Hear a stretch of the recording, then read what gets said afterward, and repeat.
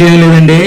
మేము ఈ స్కూల్లో మా పాపను జాయిన్ చేసినప్పుడు అయితే ఇంకా ఎంత దారుణంగా ఏడిపించింది అనేది నేను ఎప్పుడూ చూడలేదు. అంత దారుణం. ఇంకా మేము చదివించగలమా పిల్లల్ని అన్నంత స్టేజ్కి వచ్చేసిన టైంలో శ్రీను సార్ అయితే చాలా గొప్పగా, చాలా అంటే చాలా గొప్పగా చూసుకొని ఇప్పుడైతే వాళ్ళే రెడీ అయ్యి స్కూల్కి వచ్చి స్టేజ్కి తీసుకొచ్చారండి.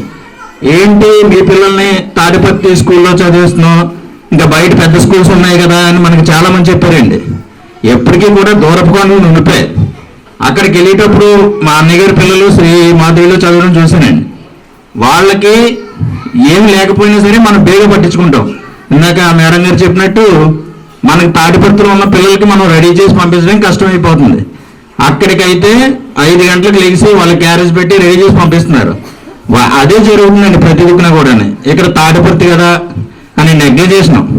అంటే మనం రెడీ చేయకపోయినా పర్వాలేదు, మనం చూడకపోయినా పర్వాలేదు, అలా లెక్క చేస్తున్నారు. మన పాత్ర కూడా మన పిల్లల్ని మనం కరెక్ట్గా చూసుకుంటే వాళ్ళు టీచ్ చేస్తారు. అంతే తప్ప ప్రతిదీ కూడా వాళ్ళ మీదకి తోసి కొట్టేరా అంటే కొడతారు. ఎందుకు కొట్టరండి? మనల్ని కొట్టలేదా? మనం చదువుకోలేదా? అలా ఉంటుందండి. కొట్టారని టీచర్లను ఎవరు కూడా బ్లేమ్ చేయొద్దు.